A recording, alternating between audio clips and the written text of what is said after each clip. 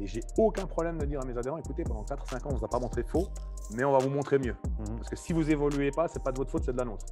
Et ça, dans le sport, je pense que la méthode CrossFit permet ça. Pour moi, c'est difficile parce que j'ai besoin de partager, j'ai besoin de ce contact humain, j'ai besoin de voir mes adhérents évoluer. Si tu fais du sport, si tu fais de l'activité, que tu es encadré par des professionnels, tu vas avoir moins de problèmes de santé, tu vas bouger. Et ce n'est pas de tomber de nouveau dans l'excès de dire il faut venir. Je dis souvent ça à mes adhérents, on me dit je dois venir quand tu commences, je dois venir combien de fois par. Je dis je ne suis pas très bon comme ça, moi je préfère que tu viennes 2 fois par semaine pendant 10 ans que tu viennes 5 fois par semaine pendant 3 mois. L'intelligence ou les compétences, c'est comme la confiture. Moins on en a, plus on l'étale. Donc, à un moment donné, étalons moins notre confiture. Donnons les outils à nos adhérents ou à nos patients pour qu'ils fonctionnent. Et puis voilà. Il y a maintenant la chance d'avoir plein d'outils pour se renseigner. Prenons ce qu'on a besoin, transmettons-le au mieux et restons modestes.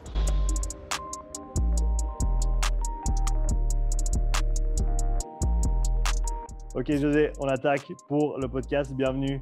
Enfin, ça fait un petit moment qu'on essaye de mettre ça en place et de faire en sorte que ça se passe. Tu viens de rentrer d'un petit voyage, vacances, travail. Et finalement, on a pu trouver un petit moment pour placer ça. Donc, merci d'avoir accepté mon invitation. Donc, pour donner un petit peu de contexte, d'ailleurs, je vais te laisser te présenter. Qui es-tu et que fais-tu, mon ami? Alors déjà, merci de me recevoir. C'est vrai que ça fait un moment qu'on avait nos agendas qui se croisaient pas au bon moment. Donc, hyper content de passer un peu de temps avec toi et d'apprendre à mieux se connaître parce que tous tes podcasts, je les écoute avec beaucoup d'intérêt. Toujours des intervenants de qualité. Donc, j'ai un peu la pression. Il faut que je sois à la hauteur faut que je sois à la hauteur des intervenants de qualité que tu as eu juste à présent. Me présenter, c'est toujours difficile de parler de soi. José Lara, 47 encore un petit peu. J'aime bien ce chiffre, donc j'aurais bien regardé un peu plus longtemps, mais je tends sur les 48. Donc, on arrive bientôt au demi-siècle, donc ça fait bizarre. Ça va plus vite qu'on pense. Me résumer, difficile, passionné. Voilà, je pense que c'est le meilleur mot qui me résume, passionné. Je suis quelqu'un à multiples vies. Mais pour parler de ce qui nous concerne, ça fait une vingtaine d'années que je suis dans le sport, actif dans le sport. Que ce soit préparation physique, nutrition, cours collectif. J'ai fait un bon bout de chemin, une petite notoriété dans le spinning à l'époque, où je m'éclatais vraiment. Et puis, quand j'ai découvert la méthode CrossFit, j'ai dit voilà, j'ai trouvé ce qu'il me fallait. Je l'ai découvert grâce à Marek, CrossFit Riviera. D'accord, au début, où il était à Villeneuve. Donc, on faisait pas mal de trajets pour aller chez Marek. Et puis, à un moment donné, j'ai la chance d'avoir des enfants, 2 filles qui sont grandes. J'ai une fille de 24 et une fille de 21 ans. Et ma fille aînée avait 17 ans. À l'époque, j'étais j'avais pris un poste de direction dans une grande agence immobilière. Et à côté de ça, je donnais toujours mes cours de sport. Je faisais de la sécu encore à côté parce que voilà, il fallait mettre de l'argent de côté. J'avais un petit projet dans la tête. Et un jour, ma fille aînée m'a mis un petit uppercut où elle m'appelle un soir tard. Elle me dit ça va, Papoun? Je dis ouais, ça va, fatigué, sec. Elle me dit c'est normal. Elle me dit tu fais des journées 6 heures matin debout pour l'immobilier. Le soir, tu vas donner des cours de sport. Le week-end, tu fais des préparations physiques spécifiques. Tu fais des sécu. On serait fatigué à moins. Je dis ouais, voilà, il faut bien payer vos études. Il faut bien assumer un peu tout ça. Puis là, elle me sort les grandes théories que tu nous fais à moi et à ma sœur, que dans la vie, il faut faire ce qu'on aime. C'est valable pour tout le monde sauf pour toi. Donc là, il y a eu une coupure. Dur de juste, une grosse coupure. Et elle m'a dit, je dis plus rien. J'ai fait non, effectivement. Elle m'a dit, c'est peut-être le moment de penser à toi. Et elle m'a dit, t'aimerais quoi? J'ai dit, écoute, j'ai découvert la méthode CrossFit qui correspond à tout ce que j'ai appris dans le sport il y a beaucoup d'années, sans critiquer le monde du fitness, je veux dire, mais c'est vrai que le côté machine, même quand je travaillais dans le milieu du fitness en personal trainer, j'avais plutôt accès à du functional training plutôt que machine. C'est quelque chose qui me convenait moins. Et c'est vrai que la méthode, la philosophie est vraiment quelque chose qui m'a énormément plu. Puis elle m'a dit, feu. Donc là, elle m'a un petit peu donné le feu vert pour partir sur mes envies. Et c'est vrai que c'est peut-être pas un hasard. Il y a, elles n'étaient pas encore nées, mes filles. C'était en 80. Je m'excuse, j'étais en France il n'y a pas longtemps, en 97. Donc maintenant, je les mets en mode français. Tout le monde comprendra. Oui, mais je dois traduire. 97. C'était même un peu avant. On était à 2 doigts d'acheter un fitness avec la mère de mes enfants. Et puis, à l'époque, ça s'est joué pour 5 000 francs. Je l'ai passé sous le nez. Donc, c'est vrai que cette envie d'avoir une salle, cette envie d'évoluer était déjà là. Puis, elle n'a jamais disparu. Donc, voilà en gros un petit peu ma présentation rapide. Et puis après, voilà, multiples facettes. Mon parcours de vie m'a amené dans plein de choses. Je suis quelqu'un qui qui suis passionné, qui prend les opportunités, qui m'intéresse à plein de choses. Et puis voilà. Si on parle CrossFit pendant quelques instants, quelle était ta perspective générale sur la méthode quand tu l'as découverte et comment est-ce que cette perspective a évolué jusqu'à aujourd'hui? À titre plus personnel, donc j'étais un petit peu à la croisée des chemins, c'est-à-dire qu'au niveau sport, moi je suis issu des arts martiaux mixed martial arts, donc enfin, ce qui s'appelle maintenant l'UFC. Donc j'avais un parcours là-dedans, tout modeste, mais un parcours là-dedans.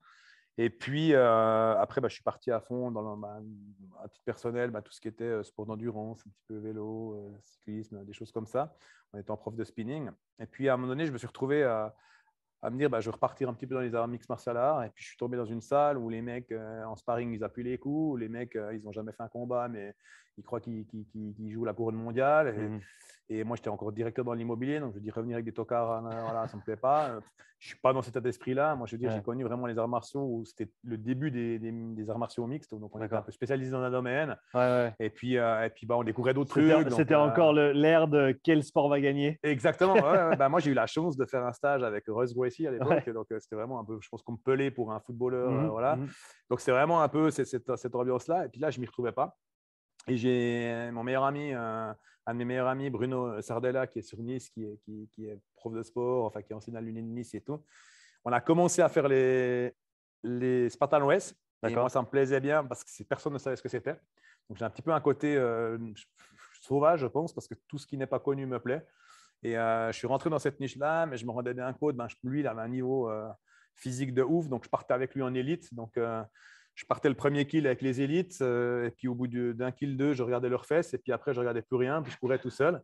Donc, je me rendais bien compte que ce n'était pas là que j'allais performer. Il me dit, ouais, pars dans le triathlon. Je dis, ouais, bon, bof, j'ai beaucoup nagé, gamin, je ne me sens pas là-dedans. Puis j'étais un peu à cette croisée de chemin, me dire, mais qu'est-ce que je fais?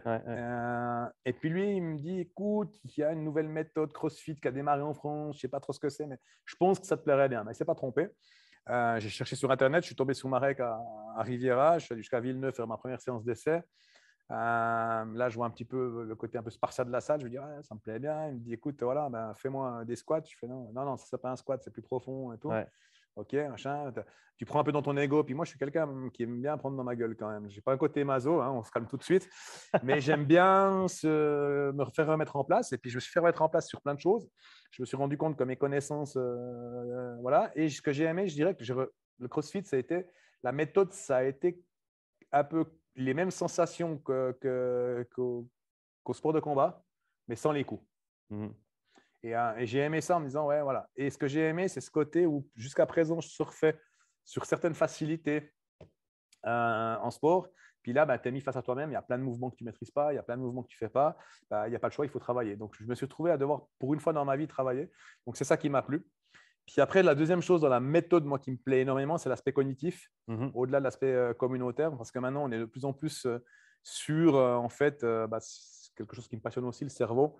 Et on fonctionne sur les deux premiers, je la fais courte, mais limbique reptilien, action-réaction, voilà, on surréagit, on agit. Merci les réseaux sociaux, merci toutes ces choses qui nous font avoir un avis sur tout sans avoir creusé quoi que ce soit, puis agir que sur l'émotionnel ou sur la survie. Et puis là, le côté répétitif, parce que j'ai aussi un passé militaire, le côté répétitif, le côté de voir, voilà, ça développe les néocortex, ça développe ses habitudes, et puis de dire, il n'y a pas le choix, il faut faire des reps, jusqu'à ce que ça devienne des automatismes.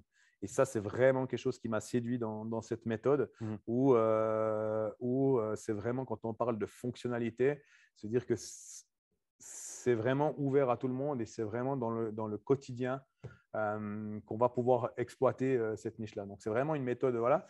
Puis après, comme dans toute méthode, comme dans toute chose, il y a 80% qui convient, il y a 20% peut-être qui convient moins, puis il faut composer avec ça. Il y a quels aspects, et continue, il y a quels aspects de la discipline peut-être qui te conviennent moins bien ou qui te plaisent juste un petit peu moins bien? Je dirais au départ, personnellement, moi, c'est le côté compétition où certaines, sans jugement, certaines affiliées développent le côté exclusif, compétiteur, voilà.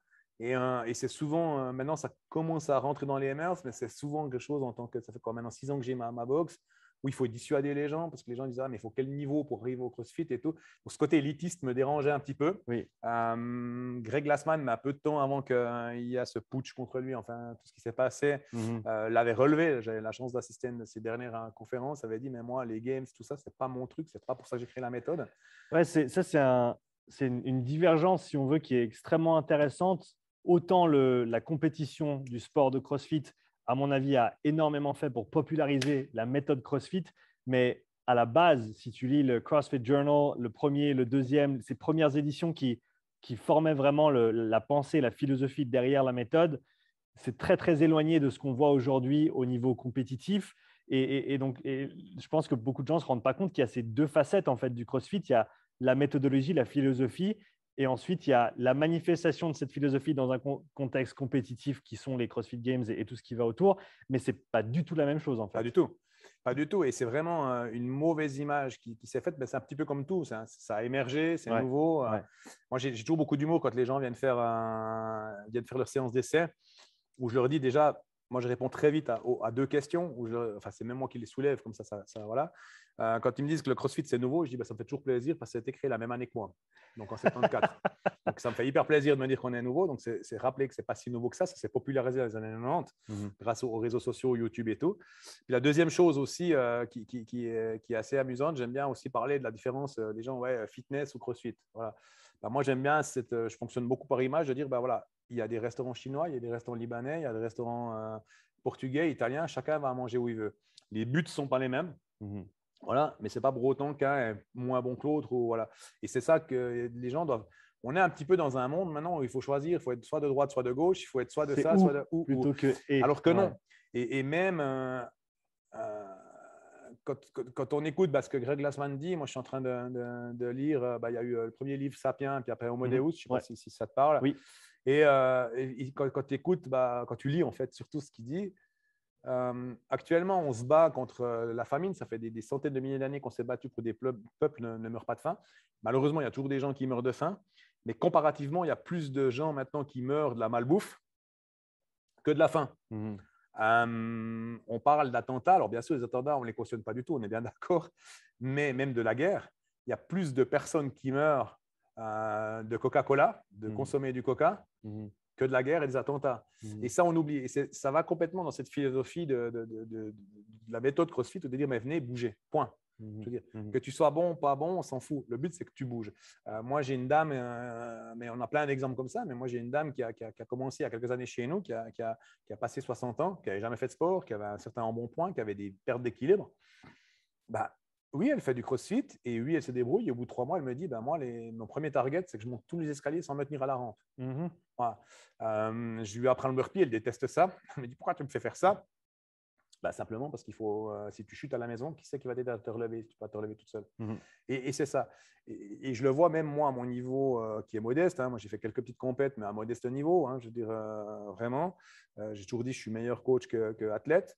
Là, j'étais avec les Mister Europe. On leur a fait une sorte de Koh-Lanta avec différentes épreuves et tout. Il y avait la montée du Mont Chungi qui est une montée pas très haute. L'altitude est à 580 mètres. Mais par contre, c'est des parties d'escalade et tout. Même avec une ancienne blessure, enfin récente blessure de déchirure des ischios.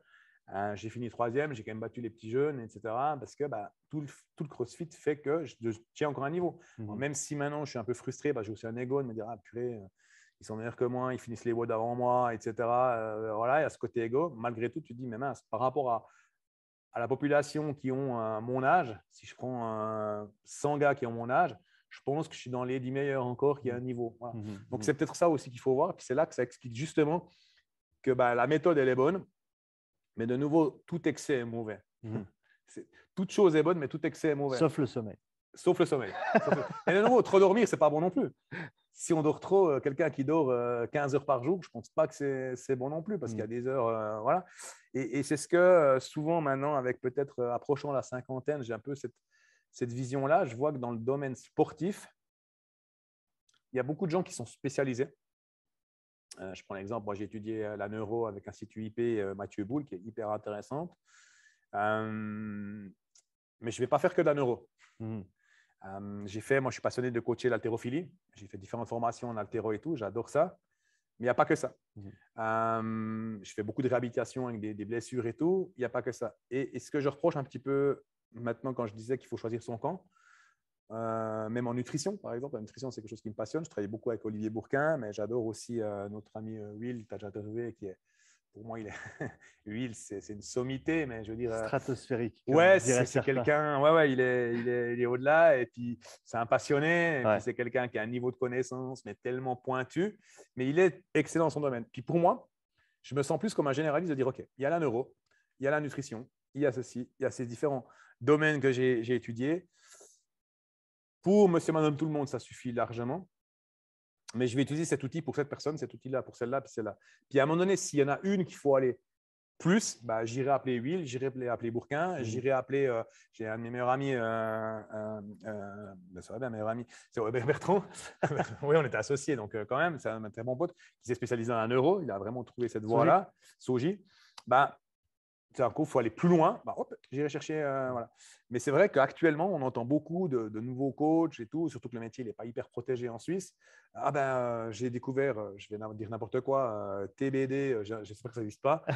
C'est la méthode, c'est avec ça que tu vas… Ouais, c'est une spécialisation précoce en fait, où en fait, tu trouves un truc, tu t'y rattaches et tu t'arrêtes d'explorer. Moi, ce que je réalise maintenant après mes petits 8 ans dans la profession, c'est que ça m'a pris 6 ou 7 ans pour faire le tour. Et quand je dis le tour, ce n'est pas de tout, c'est juste d'avoir, à mon avis, une bonne vue d'ensemble de tout ce qui se fait, de tout ce qui peut se faire, de tous les outils, comme tu l'as dit. C'est une boîte à outils qu'on développe. Mais avant ça, c'est clair que dans les 3 premières années, chaque nouveau truc que tu vois, c'est la pépite en or, c'est la poule aux œufs d'or et il faut se fixer dessus. Il faut se dire, moi, je suis un gars qui fait que ça maintenant. Je suis un mec un tel ou un tel. Telle méthode, c'est ma méthode. Et au final, tu te mets des œillères trop tôt. Et autant, comme tu l'as dit, se spécialiser, c'est bien, c'est parfois nécessaire. Mais pour être un bon coach, il faut être un très bon généraliste d'abord. Et on pourrait même étendre ça à la population, aux athlètes, en disant qu'il faut d'abord être un athlète et ensuite être un spécialiste dans ton sport. Parce que si tu fais que ton sport tout le temps et que tu oublies le reste, tu vas atteindre un certain niveau, mais après, tu vas atteindre un plateau et tu ne pourras pas aller au-delà. On le voit. Moi, j'ai eu une partie des hockeyeurs pro pendant un bon moment que j'avais en prépa physique. C'est des gars qui gagnent entre 400 et 600 000 balles par année. C'est des sportifs de haut niveau, etc. Ouais. Squat, tu squattes combien? 200 kilos. Ah ouais, quand même. C'est un quart de squat à peine. Les hanches, elles sont en carton. Monter les coudes plus haut. Et puis, je parle même de hockeyeurs des fois qui ont 18-20 ans. Ouais. Donc, tu dis, ouais, ils sont bons dans leur domaine, mais ils sont vachement limités aussi. Donc, à un moment donné, c'est comme tu le dis très bien, c'est d'être… Ce que j'aime bien dans la philosophie de CrossFit, c'est d'être un peu bon partout, mais excellent nulle part. Voilà. Puis après, comme tu le dis, tu vas te développer. Et je vois des copains winners. Je vois par exemple Saverio à Genève, maintenant, qui lui, à titre personnel, fait je ne vais pas dire de bêtises, mais je ne sais pas si c'est du tri ou en tout cas du vélo. Il fait pas mal de vélo le week-end. Pas mal de vélo le week-end et tout. Voilà, il était très bon en tant qu'athlète au niveau CrossFit. À un moment donné, il en a eu l'overdose peut-être un peu. Il a envie de changer. Puis ça n'empêche pas d'être très bon en vélo. Puis de sortir, je suis sûr, je ne connais pas ses temps, mais des jolis temps. Donc, de ce côté généraliste, ça permet de partir sur d'autres trucs. Et c'est ça qui me plaît vraiment dans la méthode CrossFit. Et après, c'est aussi la méthode de dire aussi au niveau… moi, je suis un grand philosophe devant l'éternel. Je veux dire, je suis un idéaliste, cerveau droit à fond. C'est ce côté de dire pendant 1 heure, les gens ne sont pas sur leur portable. C'est obliger les gens à se rencontrer. Moi, dans mes classes, je n'oblige pas mes coachs, mais dans mes classes, il y a toujours 5-10 minutes où on parle. Je vais sortir un sujet, n'importe quel sujet, pour juste un peu échanger et tout. Puis c'est de me dire, tiens, on aborde aussi un côté, simplement ce qui est la communication. Et malheureusement, aujourd'hui, on ne sait plus communiquer. J'ai eu la chance, moi, de faire mon premier cours avant de m'intéresser aux sciences humaines. J'avais un gars qui nous faisait un cours de communication. Il nous apprenait à parler. C'est paraît con, mais il nous disait, voilà, quelle est la distance qu'on met entre 2 personnes, l'attention par le regard, l'écoute, à quel moment on fait des pauses dans une phrase, à quel moment on s'approche, quel est le langage non verbal, etc. Et ça paraît complètement idiot, mais je suis persuadé que je reprends son cours, je l'actualise maintenant, même si ça fait 25-30 ans qu'il a fait ce cours. Je ne sais même pas s'il est encore sur cette terre, cette personne-là. Je pense qu'on surprendrait du monde. Il dit, tiens, non, mais on peut communiquer. Non, on s'envoie un message. Non, on peut communiquer.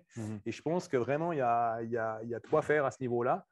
Et c'est ça qui me plaît dans cette méthode CrossFit, de dire pendant 1 heure, 1 heure et demie, on essaie aussi de développer l'aspect boire un verre au-delà du sport. Moi, ça m'intéresse que mes adhérents je dirais depuis 6 ans que j'ai mes box, enfin, surtout une, puis la deuxième après, je peux écrire un livre sur les feedbacks personnels des gens qui ont osé faire leur coming out, des gens qui ont osé demander leur femme en mariage ou leur mari en mariage, qui ont osé se séparer, qui ont des enfants de CrossFit Lausanne, je ne les calcule plus, des personnes qui m'ont dit mais je n'osais pas prendre la parole en public, puis maintenant j'ai osé pour la première fois lever la main à un colloque au travail.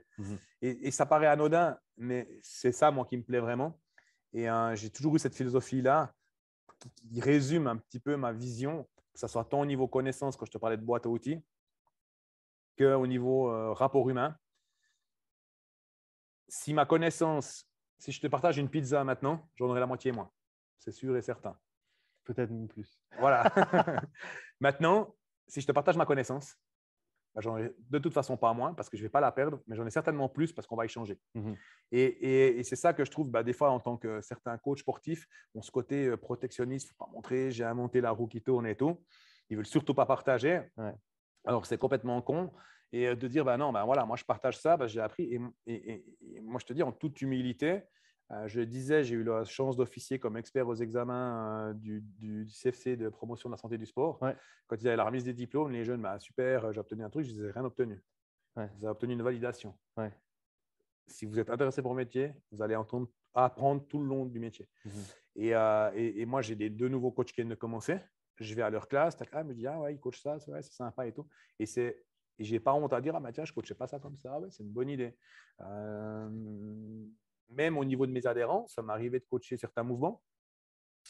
Et puis d'un coup, il y a quand même toujours une résultante qui ne me plaît pas.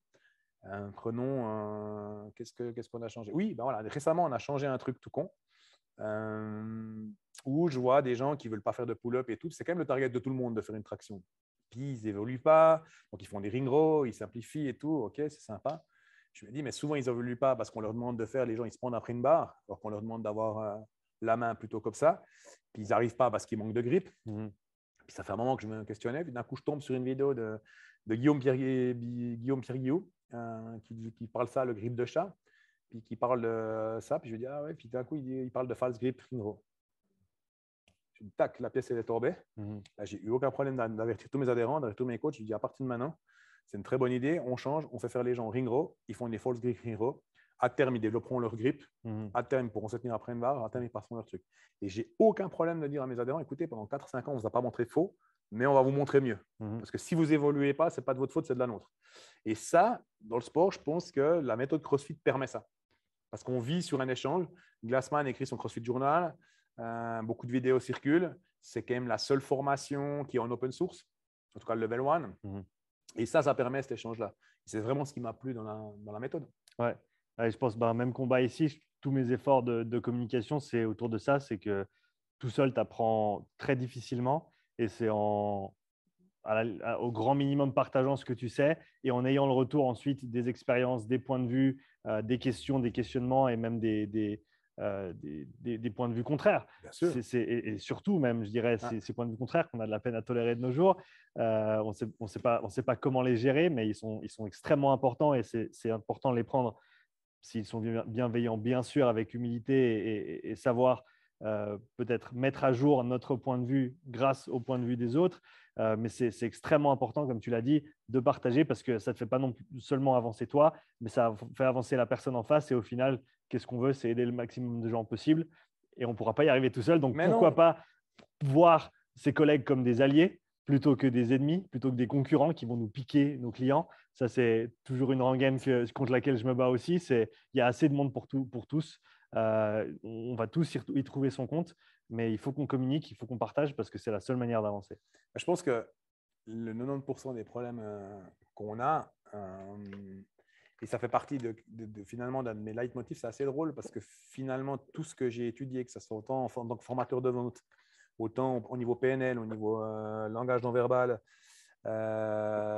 aussi le côté spirituel. J'ai aussi beaucoup d'intérêt au niveau spirituel et tout. Et j'ai toujours un peu cette bagarre entre la science et la spiritualité, de dire c'est deux choses différentes et tout. Puis finalement, plus j'avance, plus ça se ensemble. J'ai encore vu avec la formation Institut IP où il nous parlait de cellules, la jeunesse des cellules où le système nerveux est déjà dans les cellules. Je dis, tiens, voilà, le système nerveux est déjà dans les cellules. Donc on a le nerf vague ancien, ok, on a les vies antérieures, ok, ça commence à prendre forme. Et dans le 90% des conflits, parce que c'est quelque chose que je fais aussi en parallèle, j'ai aussi une société où je suis mandaté pour des gestions de conflits, c'est-à-dire revente de société, ça se passe mal, affaires immobilières qui se passent mal et tout. Mais le 90%, je n'ai rien inventé quand je vais là. C'est juste un problème d'ego. En fait, les gens campent sur l'opposition parce qu'ils ont un problème d'ego. Au même titre que le fait de dire je ne partage pas ma méthode parce que j'ai la meilleure méthode, c'est parce qu'il n'a pas confiance en lui, la personne. Il a peur qu'on y pique un acquis qu'il pense avoir chèrement. Et c'est légitime. Le gars, il a bossé, il a développé son truc. Et il se dit, mais si je partage, on va. Voilà. Et c'est juste un problème d'ego parce qu'il y a un manque de confiance en lui. Donc, si on comprend ça, puis on le devine chez la personne, on le rassure. Indirectement, on le fait dans le coaching. La personne, elle ne veut peut-être pas monter à la barre ou pas monter sur une box parce qu'il se dit, si je me loupe, on va se foutre de ma gueule. Ben non. Et c'est de rassurer l'ego qui va permettre de faire évoluer les gens. Et on ne peut pas leur en vouloir d'avoir un ego. Par contre, on peut leur en vouloir de ne pas vouloir changer. C'est tout. Et c'est ce que je dis souvent à mes collaborateurs. Ils me disent, ah, mais je m'excuse, j'ai fait ça. Arrête de t'excuser. Change. C'est tout. Et c'est vraiment un peu philosophique. Et c'est vrai que si on approche notre métier de cette manière-là, on peut faire qu'évoluer les gens. Moi, j'ai des gens peut-être qui physiquement évolueront petit à petit parce qu'il leur faudra plus de temps, mais mentalement, ils feront des pas de géant. Moi, j'ai une adhérente, elle ne le sait même pas. Elle a fait commencer chez nous il y a 3-4 ans. Quand je l'ai vue à la séance découverte, j'ai vu à son langage non verbal que rien que le fait de lever les yeux en sa direction, elle faisait 3 pas en arrière. Protection, je ne sais pas, et ça ne m'intéresse même pas de savoir qu'est-ce qu'elle a vécu. Mais je veux dire, hyper enfermée. Voilà. Donc, je peux te dire, je me suis challengé, elle ne le sait même pas dans ma tête. Je me suis dit, cette cliente-là, je vais la faire évoluer. C'est une adhérente qui est depuis chez nous depuis 3 ans, qui, il y a 1 année et demie, les clients m'ont dit, tiens, elle parle. Oui, elle parle. Voilà. Ouais.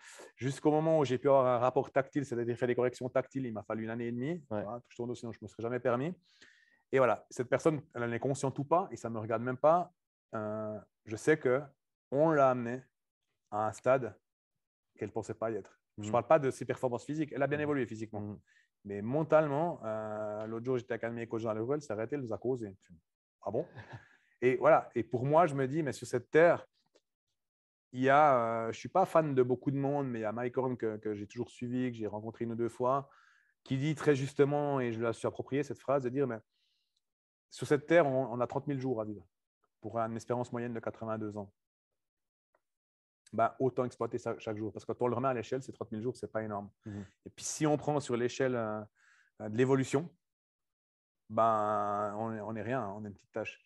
Donc, versus tout ce qu'on veut croire, qu'on veut révolutionner, puis qu'on a besoin de notoriété, puis qu'on parle de nous, et puis qu'il faut être le plus beau, et puis le meilleur, et puis le plus de succès. Ouais, à part être un homme d'État ou à être un Christophe Colomb, on a peu de chance de révolutionner le monde. Par contre, à notre échelle, on peut le faire à notre échelle. Exactement. Même si on peut impacter les gens autour de nous, notre famille, nos amis, notre communauté qu'on essaie de construire, c'est énorme. C'est énorme. Mais même moi, je l'apprends, hein, l'humilité. Je veux dire, là, je suis en train de lâcher le bébé gentiment, dans le sens où je ne le lâche pas, c'est-à-dire que je délègue de plus en plus. Ouais. J'ai une chance incroyable d'avoir des personnes qui m'entourent, à qui je peux faire confiance. Comme si je peux faire confiance à mon équipe qui m'entoure. J'ai une super équipe qui m'entoure, qui font du job. Et puis, c'est vrai que là, je suis parti, moi, 1 semaine pour un job, enfin 11 jours.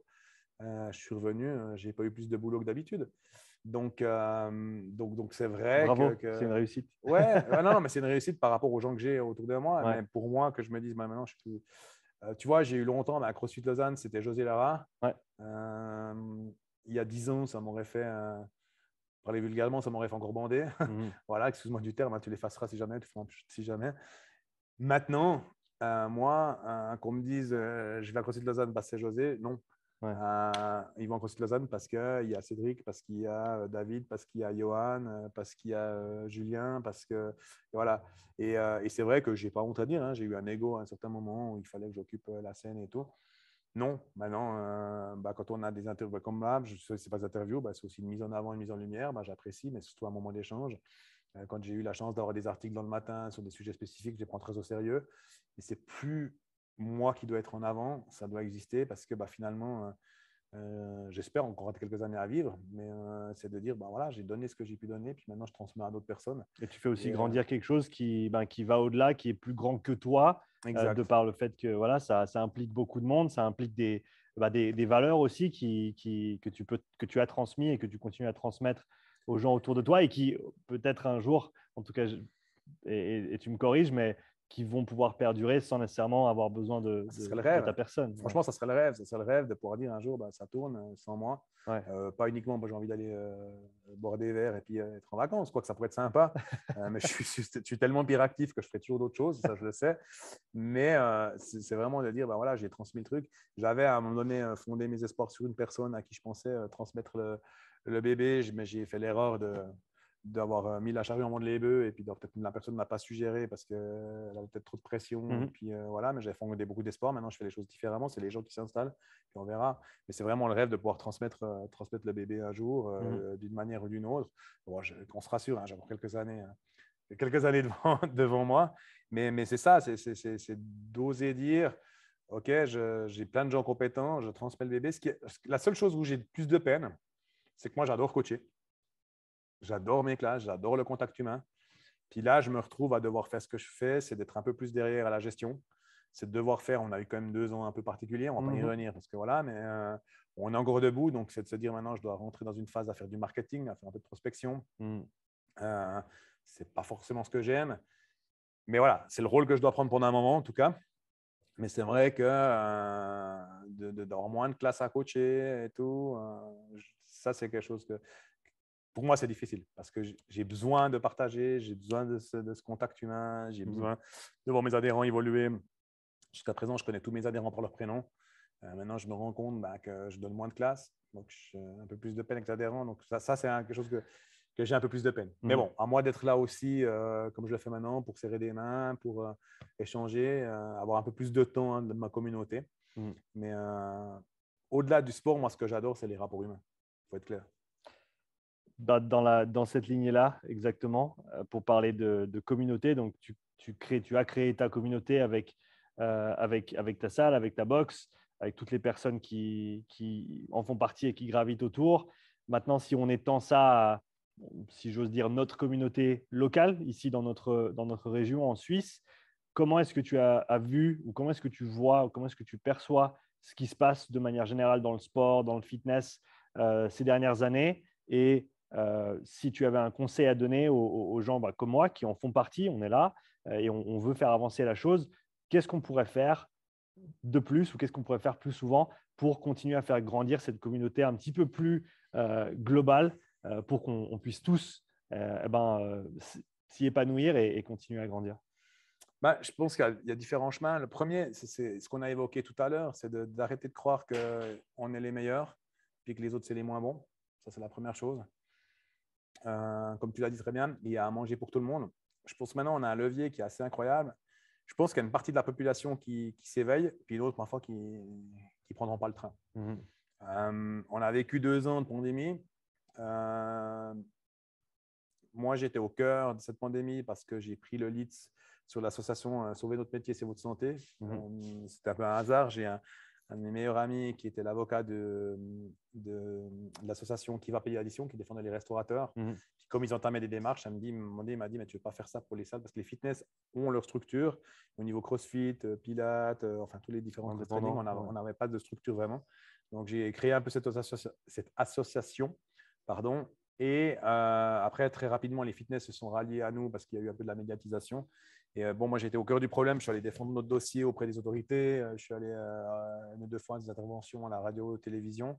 J'avais des fois 60-70 téléphones par jour de fitness et tout pour essayer de réunir tout le monde. Ça m'a causé des ulcères à l'estomac. J'en souffre encore toujours de l'estomac.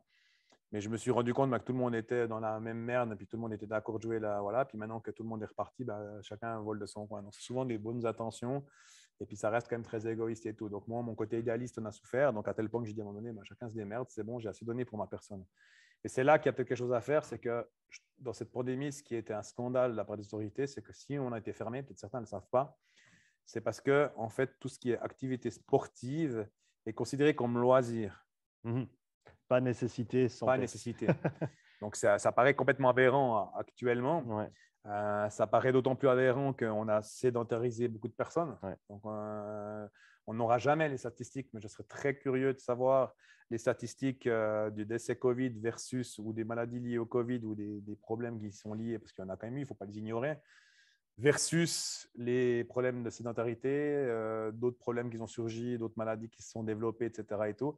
Honnêtement, je pense que la balance, elle est plutôt du côté des gens. Ce n'est pas le Covid qui a causé plus de problèmes de santé, mais c'est la sédentarité et tout ce qui s'est passé au niveau, même au niveau mental. Et là, je pense qu'il faudrait voilà, que tout le monde tire à la même corde en disant OK. Moi, des fois, j'ai des adhérents qui me disent ouais, je comprends, la méthode CrossFit est plus chère que le fitness.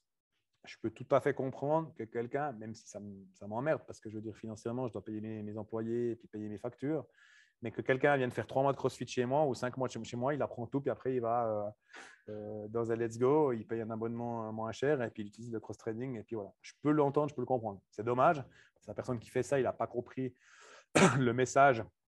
Dire il y a une communauté, il y a des coachs spécifiques, enfin voilà, il n'a pas compris le message, mais s'il n'a pas compris, c'est peut-être pas de sa faute, c'est peut-être nous qui avons mal fait notre boulot. J'ai toujours cette tendance à me dire que s'il y a un problème, c'est peut-être moi qui n'ai pas fait juste plutôt que l'autre a fait faux.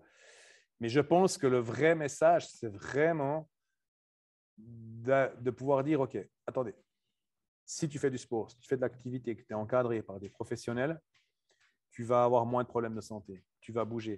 Et ce n'est pas de tomber de nouveau dans l'excès de dire il faut venir. Je dis souvent ça à mes adhérents, ils me disent je dois venir quand tu commences, je dois venir combien de fois par. Je dis je ne suis pas très bon comme ça. Moi, je préfère que tu viennes 2 fois par semaine pendant 10 ans que tu viennes 5 fois par semaine pendant 3 mois. Voilà. C'est que tu crées cette habitude. D'ailleurs, on voit, moi, j'ai quelques adhérents américains où la méthode, elle est là depuis plus longtemps. CrossFit fait partie de leur routine quotidienne. C'est leur routine quotidienne. L'heure de CrossFit, elle est comprise dans leur agenda surbooké. Et c'est clairement ça qu'on pourrait. Et après, avant que moi j'aie mes salles, c'est quelque chose que j'enseignais. Je faisais souvent des interventions, des conférences avec Olivier Bourquin. Lui, il était sur l'aspect nutrition. Moi, je suis sur l'aspect sport. Où souvent, les gens ont cette dire mais j'ai pas le temps de faire du sport. Je peux manger un peu comme il faut, mais je n'ai pas le temps de faire du sport. OK, je l'entends. Par contre, quand tu prends le bus, est-ce que tu peux t'arrêter 2 arrêts plus tôt? Puis tu les marches. Les escaliers, est-ce que tu peux les monter? Est-ce que tu peux éviter de faire 4 tours du parking pour trouver la place la plus proche?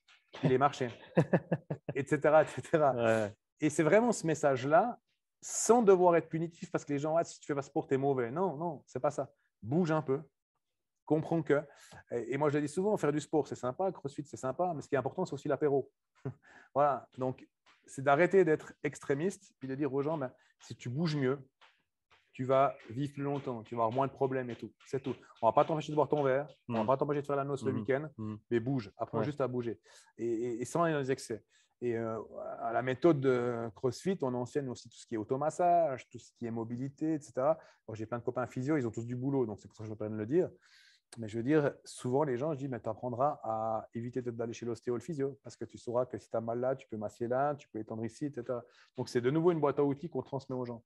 Et c'est vraiment ce message-là que je pense que toutes les salles, que ce soit CrossFit, évidemment, CrossFit, il y a une affiliation. Donc c'est clair que quand il y en a un qui fait du cross-training puis qui propose la même salle et tout, c'est un peu chiant versus celui qui a payé. C'est normal, c'est légitime, surtout s'il est sur la rue d'à côté. Mais de nouveau, après, est-ce qu'il vaut mieux qui fasse du CrossFit training, qui ne paye pas l'affiliation, mais qui fasse du top boulot, puis qui a des clients qui veulent vivre plus longtemps? Il faut trouver la balance, quoi, je veux dire. Alors après, c'est clair que s'il y en a un qui fait du cross-training, qui prend le créneau CrossFit et puis qui fait de la merde, bon, voilà, ce sera un peu moins rigolo, quoi. Mais je pense que le discours, c'est de faire comprendre aux gens que de bouger un peu, de bouger mieux, c'est l'avenir. Et c'est clair, je veux dire, nos ancêtres, c'était les chasseurs-cueilleurs. Ils bougeaient ils faisaient du sport. Moi, je veux dire, gamin, on bougeait beaucoup plus que nos gamins actuels. Et si on arrive à faire passer ce message-là, je pense qu'on aura vraiment un rôle à jouer. Donc, la seule chose, pour revenir à ta question, battons-nous peut-être pour faire reconnaître pardon, le sport comme qui n'est pas un loisir, mais qui est une activité, qui c'est de la santé. Alors après, il y a des lobbies. Hein. Je sais qu'il y a certains lobbies qui ne veulent pas qu'on leur marche. Voilà. Mais de nouveau, il n'y a pas à fermer. Moi, je vois, on me dit que les physios sont très fermés, alors que j'ai plein de physios qui m'envoient les adhérents. Je fais beaucoup de réhabilitation, j'ai des médecins du sport aussi. Donc finalement, si on bosse bien, on est reconnu. Moi, j'ai un médecin du sport l'autre jour que je ne connais pas plus que ça. Il y a une cliente qui s'est fait les croisés. Il dit, ouais, pas de sport et tout. Ouais, je fais du crossfit. Ouh, pas de crossfit et tout. Mais t'es chez qui? Je suis crossfit Lausanne. Ah, alors je t'envoie le dossier. José, il connaît. Puis on a fait de la réhab. Puis finalement, la cliente ne sera pas opérée. Donc, petit à petit, ça se fait. Petit à petit, voilà. CrossFit a créé un level 1 pour les médecins. Donc, pour moi, c'est une très bonne idée. Parce qu'au final, c'est un secteur global et on va tous, faudrait idéalement qu'on tire tous dans le même sens pour la santé de nos adhérents, de nos patients, de nos clients. Parce qu'au final, c'est ça, on joue sur le bien-être, sur la santé, sur la longévité et tout ce qui va avec les impacts considérables et même monumentaux que ça peut avoir sur la qualité de vie de chacun. Et au final, c'est ça qui importe. Je pense que les mœurs sont en train de changer. Justement, j'ai beaucoup voyagé ces derniers temps, donc beaucoup d'heures d'avion, et j'ai acheté un hors-série du magazine Géo, qui est sur les problèmes hernie discale, ligaments, enfin voilà. Et j'ai été très, très content de le lire parce que la plupart des médecins maintenant disent « Ok, on opère moins. » Ah, enfin. Avant, c'était un petit peu, il faut le dire, hein, il y a 15-20 ans, je fais 3 opérations de plus, je peux changer mes clubs de golf. Faut être clair. Ouais. Donc, cette tendance, elle est en train de s'inverser. De plus en plus de médecins, j'ai beaucoup moins d'adhérents médecins qui disent non, mais il faut bouger, etc. De plus en plus de médecins disent OK, il y a la blessure, mais contre l'ostéoporose, c'est l'activité qui va faire que ça aille. Donc, ça commence à venir. Ça commence à aller dans le bon sens. Moi, je me suis énormément énervé quand j'ai des adhérents qui venaient.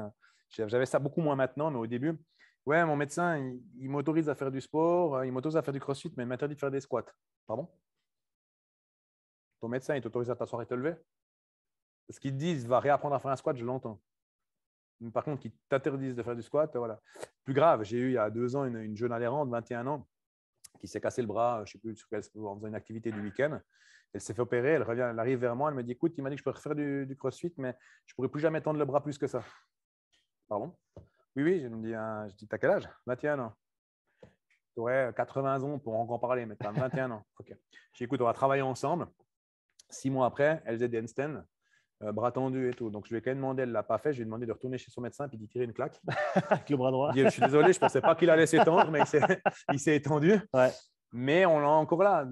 Comment un médecin peut dire ne faire pas du sport, mais même moi j'ai eu des ligaments, alors je ne parle pas de ligaments croisés total, des cheveux totales, mais des ligaments croisés partiels où les gens me disent mais je ne peux rien faire et tout avant l'opération. Non, ton ligament il est déjà déchiré. Donc on ne va pas plus le déchirer. Par contre, on va renforcer ce qui va te permettre de récupérer mieux et peut-être même d'éviter l'opération. Ah ouais, tu penses que, écoute, je devais travailler en catimini, tu dis rien à ton médecin, tu dis rien à ton physio, on s'occupe de toi, puis après on fera un bilan. Voilà, maintenant j'entends de plus en plus de physios qui disent va faire du crossfit, va travailler, fais du sport. Des médecins qui commencent à prêcher la bonne parole. Je me dis bon, le virage il est en train de se faire. Mais je pense qu'il passera aussi par nous, par plus d'humilité dans notre métier, par des gens qui arrêtent de croire qu'il n'y a qu'eux qui ont la meilleure méthode, par la compréhension de dire que oui, j'ai développé cette compétence-là dans mon sport. Elle est d'une certaine clientèle, mais il y a aussi ça, il y a aussi ça, il y a aussi ça. Et moi, je prends en neuro. J'ai étudié une bonne partie de la neuro avec l'Institut EPA. Un adhérent qui vient, qui a un bassin qui shift, je ne vais pas lui dire que c'est parce qu'il y a son reptilien qui a son… l'équilibre. J'ai un blanc. En français… Ouais. C'est mieux en français quand même. Ouais. L'oreille interne. L'oreille interne, c'est l'oreille interne qui est voilà. Je ne vais même pas lui expliquer ça. Je vais aller vers lui, je vais lui faire écoute, fais ça, prends la petite balle, masse-toi sous le pied gauche, machin. Qu'est-ce que le client en a carré, que ça soit qu'on active plus ici, puis qu'on va activer ça, puis que c'est en faisant ça que ça va rééquilibrer ça, il s'en fout.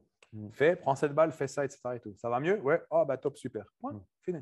Et c'est ça, je veux dire, souvent, là, je dis, c'est une vieille phrase qu'on dit, en tout cas en français, c'est l'intelligence ou les compétences, c'est comme la confiture. Moins on en a, plus on l'étale. Donc, à un moment donné, étalons moins notre confiture. Donnons les outils à nos adhérents ou à nos patients pour qu'ils fonctionnent. Et puis voilà, je dis souvent avec beaucoup d'humour, moi, toute la nomenclature des muscles et tout, je l'ai appris il y a longtemps. Je crois, sauf erreur, en 96, ils ont changé les terminologies. Honnêtement, je devrais passer les examens, je pense que je me planterais. Ouais. Mais qu'est-ce que j'en ai bien à faire? L'important, c'est que je sache que ça fonctionne. Souvent, des fois, je dis aux gens, ouais, tu vois, le muscle ici, on ne sait plus comment il s'appelle, on s'en fout, c'est celui-là qui fait ça et ça. Mais voilà, et c'est vrai qu'on entend trop de nouveaux spécialistes, de nouveaux docteurs et tout. Après, si on va aller plus loin, si je parle de nutrition, on va aller vraiment chercher plus loin, on va appeler un huile. Voilà, on va appeler un bourquin, voilà, qui eux sont vraiment des caïds dans leur domaine Et puis là, de ne pas avoir peur de dire, OK, ben voilà, moi, je suis à la limite de mes compétences.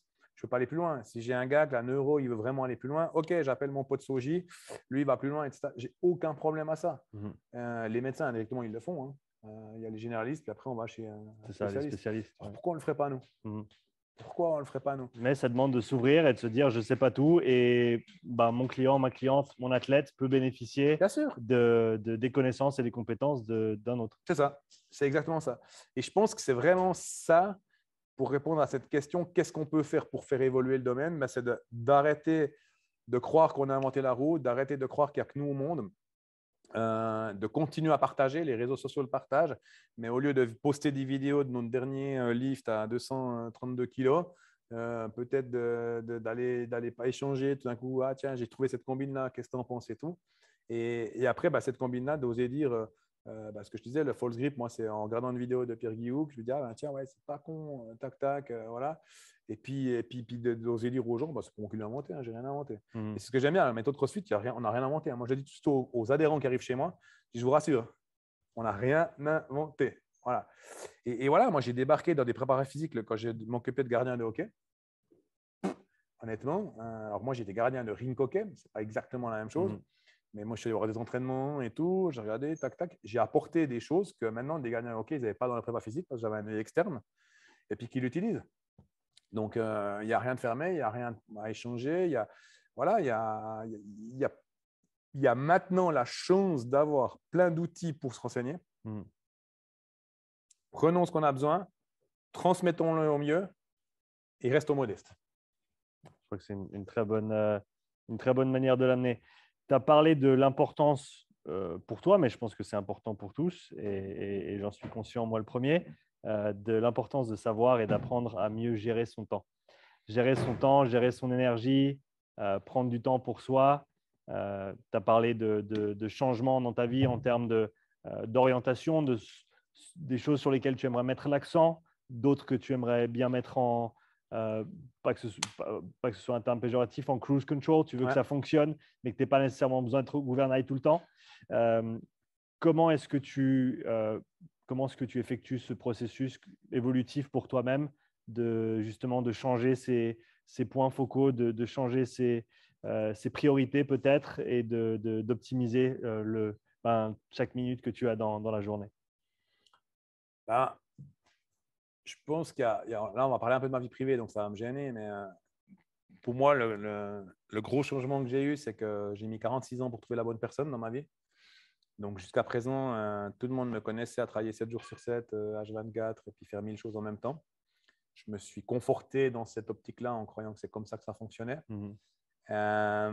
Jusqu'au jour, tu rentres quelqu'un de chouette dans ta vie, puis tu te dis, tiens, avec cette personne, j'ai envie de passer un peu plus de temps. Puis il n'y a pas que ça qui compte. Donc, je pense que je me suis caché derrière ma mère indirectement en me disant, ça me convient bien comme ça, mais en fait, c'est parce que je ne voulais pas voir qu'à côté, ce n'était pas aussi sympa que ça. Donc, ça, c'est le premier élément. Donc, voilà. Deuxième élément qui, moi, m'a toujours permis d'évoluer, c'est de ne pas avoir peur de faire une introspection, de se remettre en question. Quand j'ai étudié tout ce qui était appelé sciences humaines, la première chose qu'on a dû faire, c'était la fameuse théorie de l'iceberg. C'est les 2 tiers, 1 tiers. Donc, c'est d'oser d'aller voir les 2 tiers qui font franchement pas toujours plaisir à voir. C'est de dire, OK, on les sort, ceux-là. Puis, c'est à un moment donné de se dire, OK, qu'est-ce que j'ai envie? Qu'est-ce que je fais? Moi, je fonctionne souvent tête baissée quand j'ai une passion. J'ai besoin de projets pour avancer. Donc, optimiser, c'est de dire de nouveau, pour un idéaliste comme moi qui parle, c'est que j'ai fait quand même du chemin. C'est-à-dire de dire, OK, on revient toujours à la même philosophie. En nutrition, quand je fais un programme de nutrition à quelqu'un, je dis la nutrition, c'est 20%. À côté, il y aura peut-être de la cohérence cardiaque à faire. Il y aura peut-être de la méditation. Il y aura peut-être des manos froides. Il y aura apprendre à mastiquer. Il y aura apprendre à poser la fourchette. Il y aura différents outils qu'on va mettre. Et après, il y a quelques compléments alimentaires qu'on va donner. Ce complément alimentaire, en général, il fonctionne pour ça. Mais peut-être que chez toi, ça ne va pas bien fonctionner. Je prends un exemple tout bête. Bourquin a développé le BNZen, qui est vraiment quelque chose pour calmer, qui rééquilibre le sympathique et le parasympathique. Certaines personnes, ça fonctionne de ouf. D'autres personnes, ça les shoot. Bon, j'ai testé. Ouais. Certaines personnes me disent, tiens, moi, je suis vraiment mon ami qui est dans un domaine assez speed professionnel. Elle me dit, quand je suis ça, tout le monde me dit que tout pourrait me couler. Donc, pour elle, c'est parfait. Certains me disent, putain, j'ai 2 de tension toute la journée. Donc, OK, bon, on le prend, mais on le prend pour aller au lit. Ouais. Donc, c'est de nouveau d'aller chercher ces outils. Et dans le quotidien, c'est de dire, OK, qu'est-ce qui fonctionne? Moi, je sais que la méditation, ça ne fonctionne pas pour moi. Mais jusqu'à présent, je pensais que je ne méditais pas. Et puis, j'étais sur une émission avec 2-3 personnalités. Et puis, la personnalité, justement, Clara Morgan, qui était sur l'émission avec moi, elle me dit, mais si, moi, j'étais comme toi, je pensais que j'arriverais jamais à méditer de trucs, mais elle me dit, mais ça t'arrive des fois de te balader avec tes chiens, puis de regarder la forêt. Je dis, oui. Elle me dit, tu médites. C'est juste de vivre le moment présent. Donc, moi, je suis dans ma voiture. Des fois, je suis en venant vers toi, avant, j'étais dans ma voiture, je dis, putain, il fait beau, c'est chill, j'ai passé une belle journée. Puis j'apprécie ce moment. Et puis, j'étais juste dans ce vibes-là. C'est ça. C'est de comprendre que finalement, peut-être méditer, ce n'est pas de devoir se mettre en position de yogi et puis être face à la plus belle chute d'eau. Et puis, voilà. C'est de te dire, voilà, moi, j'ai réussi à prendre 5 minutes. J'ai compris que pour moi, de faire une petite sieste quand je peux, ça me rebooste. Voilà. C'est de prendre ces petits outils, de dire, OK, qu'est-ce que j'ai besoin? Et comment je les applique dans mon quotidien. Et après, d'être honnête avec soi. Moi, je me plains que je n'ai jamais le temps, mais en même temps, je fais 1000 choses en même temps. Dans ma tête, on est 42. Je ne vais pas changer. Je sais que je ne vais pas changer. Ouais. Donc, à un moment donné, OK, j'accepte qui je suis. J'accepte que je fonctionne comme ça. Puis, je compose avec. Voilà.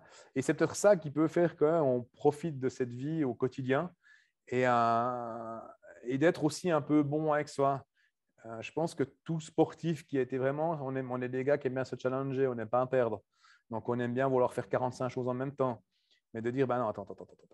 Ici, je calme le jeu. Voilà. Dans mes entraînements, maintenant, moi, je me fais plaisir. Dans mes entraînements, avant, j'ai l'impression que si je ne m'entraînais pas un entraînement le matin, un entraînement l'après-midi, ce n'était pas bien. Maintenant, je me dis, tiens, j'ai pas envie aujourd'hui. OK, je fais un peu de vélo, voilà, une petite demi-heure, j'ai l'impression de faire quelque chose. Tiens, aujourd'hui, le WOD, il était sympa. Hop là, excuse-moi, Loulou, j'ai fait peur à mon chien. Celui-là. Le WOD, il était sympa aujourd'hui. Je me dis, tiens, je le fais. Je me rends compte qu'en débarque du WOD, j'ai mon ischio qui me tabasse. La corde à sauter, ça ne va pas tant bien. OK, on part sur le vélo et tout. Alors, c'est clair, mon ego avant m'a dit, putain, fais chier. J'ai les barres, j'ai une bonne barre. J'ai tous les adhérents qui me regardent. Et puis, je ne fais pas la même chose qu'eux et tout. L'autre jour, il y avait des toast to bar. Je me suis dit, je ne suis pas en grande forme aujourd'hui et tout. Je fais des abdos. J'aurais jamais pu faire ça avant. C'est juste de nouveau, cet ego, le mettre de côté. Je me dis, je m'en fous, j'ai bougé. Et c'est ça que je pense qu'on peut mieux gérer une journée en faisant des choses, mais en étant aussi bon avec soi. Voilà. Faut être gentil avec. Faut être gentil, voilà. Ouais.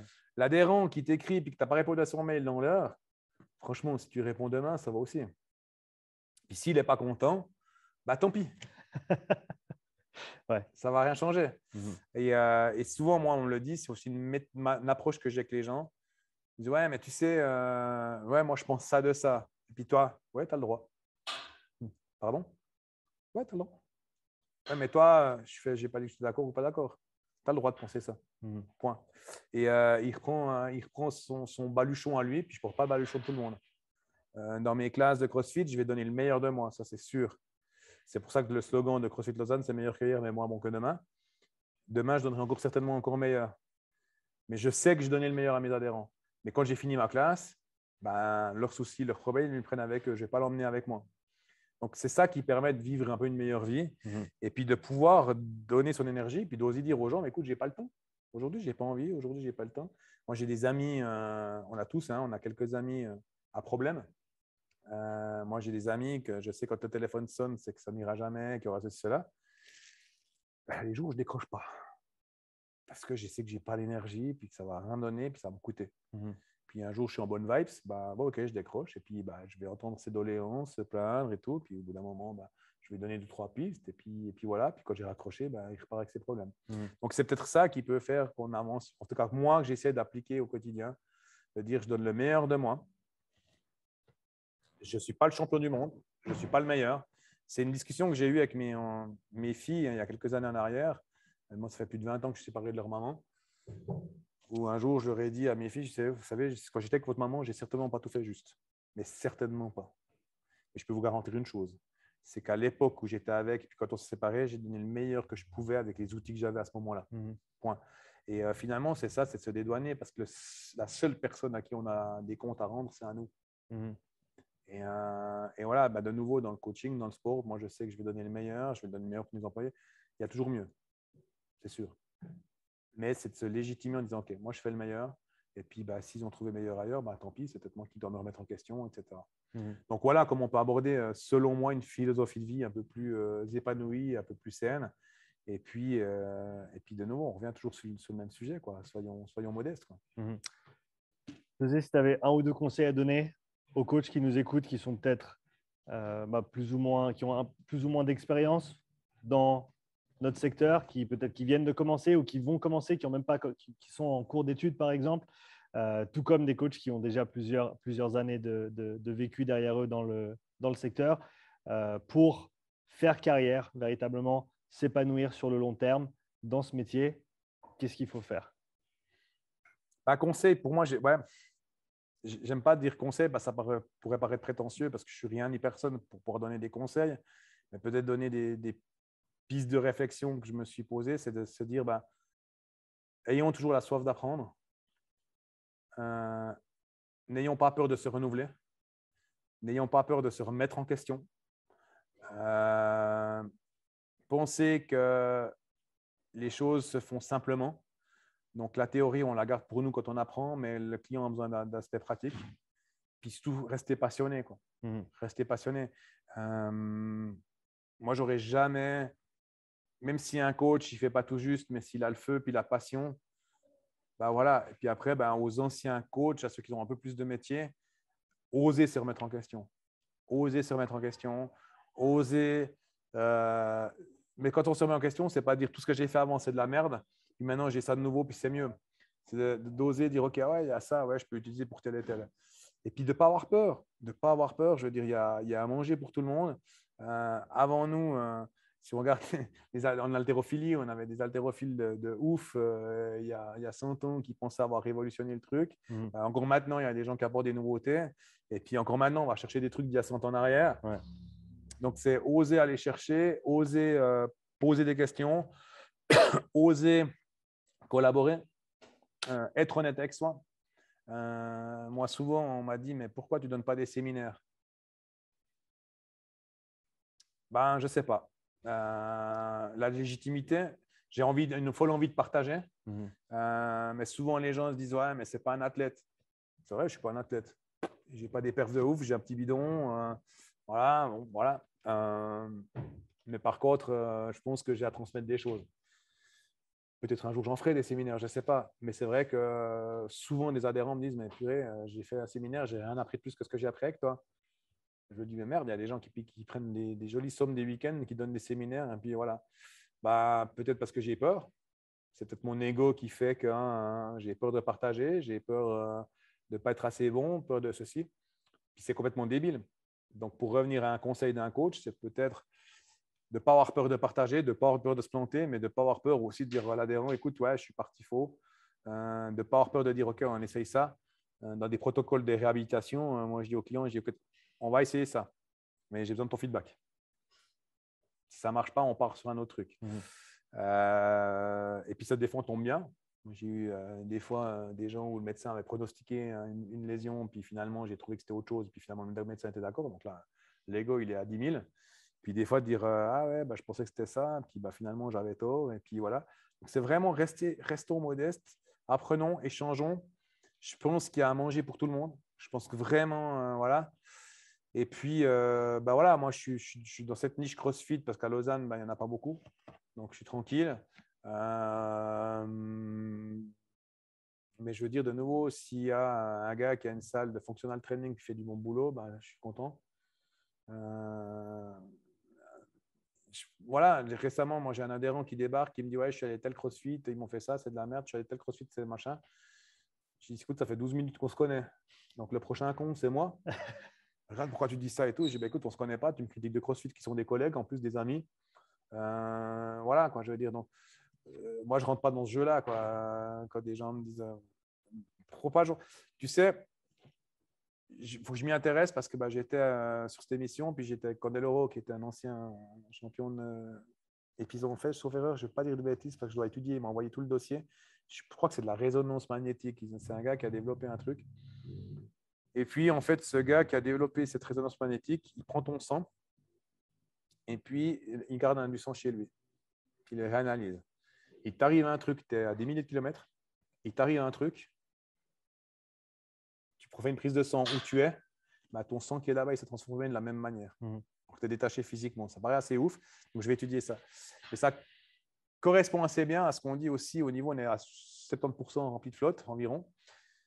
Et tu as déjà fait l'exercice du citron. Je ne sais pas si tu connais l'histoire du citron. Tu as un citron que tu mets, ou ça peut être un pot de riz. Hein. Un citron où tous les jours que tu vas, tu lui dis, mais vraiment, en le pensant sincèrement, tu es le plus beau, je t'aime, tu es magnifique. Tu as le même citron que tu mets à côté, à qui je te déteste, tu es vraiment moche. Et tu le fais avec la pensée. Ben, le citron à qui tu dis je déteste, et tu peux faire l'expérience, j'invite à tous ceux qui nous écoutent à le faire. Ce citron, au bout de quelques jours, il va pourrir. Ben, si on véhicule de la merde, si on véhicule des mauvaises images, si on véhicule de la méchanceté envers les autres, je ne suis pas sûr. Voilà. On peut vendre tout ce qu'il y a de bien au niveau santé et nutrition. Si on se gargarise de mauvaises vibes, ben nous-mêmes, on va être la somme de ce qu'on… Voilà. Donc, c'est vraiment le message. De nouveau, pas un conseil, parce que je ne suis rien ni personne pour donner un conseil, mais c'est vraiment le message que j'ai envie de faire passer, de dire, OK, partageons nos connaissances, soyons ouverts, laissons la place aux autres de venir, balayons devant notre porte, transmettons le message que de bouger, c'est bien. Maintenant que tu bouges dans un fitness ou que tu bouges dans un crossfit ou dans un functional training et tout, du moment que tu bouges bien, bah, c'est bien. Puis après, voilà, il y a des feelings qui passent mieux avec d'autres personnes ou pas. Moi, des fois, je corrige des adhérents, ils me disent « j'étais à tel endroit, c'est des cons ». Je fais « non, le feeling ne passait pas ». Mais je veux dire, le fitness, il existe depuis 30 ans. Donc, je ne pense pas que ça fait 30 ans qu'il fait de la merde. Par contre, peut-être la personne, ça ne passait pas. Voilà, c'est humain. Donc, c'est vraiment ce message-là qu'on peut faire passer au-delà d'un conseil, c'est soyons modestes, puis reconnaissons nos collègues. Moi, je sais aussi dans quoi tu évolues. Je sais que si vraiment les gens veulent performer au niveau cardio, VO, c'est vers toi que je les enverrai. Je sais que si demain, j'ai un gars qui va aller faire du triathlon, et voilà, je sais que c'est vers toi que je vais l'envoyer. Je sais que si c'est un gars au niveau nutrition qui va aller plus haut, bah, c'est-à-dire que moi, j'ai ma limite qui est là. Tu vas aller plus haut, va plus loin. Je sais que si c'est un gars qui va en euros, bah, ma limite, elle est là, va plus loin. Et j'ai aucun problème. J'ai aucun problème avec ça. Humilité, partage et être bon avec soi et avec les autres. Et être bon avec soi et avec les autres, ouais, c'est ça. José, c'était un grand plaisir d'apprendre à te connaître aujourd'hui sur le podcast, de se rencontrer parce que voilà, on n'est pas très très loin l'un de l'autre. Et ben, merci à David de nous avoir accueillis. Pour ceux qui nous écoutent en audio, on est chez Basics Overall Fitness à Vic. Merci David de nous avoir donné l'opportunité d'enregistrer en plein milieu de sa salle. On est en plein milieu de la salle à David. Donc, merci encore une fois, David. Merci d'avoir accepté mes 2 dogs. Les 2 dogs qui sont là également. José, pour ceux qui souhaiteraient peut-être suivre tes aventures, en savoir un peu plus sur toi, est-ce qu'on peut te retrouver, te contacter sur les réseaux? Oui, alors je ne suis pas très bon. Je ne suis pas très bon sur les réseaux, ouais, mais j'ai Joe Lara Coach sur Insta. Ouais. Et je crois que sur Facebook, c'est José Lara, tout simplement. Et puis sinon, bah, la salle CrossFit Lausanne, quoi. Je veux dire, voilà. J'essaie de m'y mettre un petit peu à ces réseaux, voilà. Mais de nouveau, je partage peu de choses. Je partage plutôt quand je bois l'apéro. C'est important. Comme tu l'as dit, ça fait partie de la vie aussi. Faut pas s'en cacher. Il faut faire les choses qui sont bonnes pour nous et faut vivre un petit peu aussi. Sinon, pourquoi? Tout est bon sans excès. C'est ça. Voilà. Merci beaucoup, José. Merci à toi. Merci vraiment, sincèrement. Merci d'avoir écouté cet épisode. Si tu souhaites soutenir le podcast, prends quelques instants pour laisser un témoignage écrit et 5 étoiles sur l'application Apple Podcast. Si tu veux revoir cet épisode, tu retrouveras l'enregistrement vidéo complet sur ma chaîne YouTube. Tu y trouveras également des centaines d'heures de contenu gratuit, tous mes podcasts, mes pensées du jour, mes présentations structurées et bien plus. Donc n'attends pas, abonne-toi et je te dis à tout bientôt pour le prochain épisode. Allez, ciao!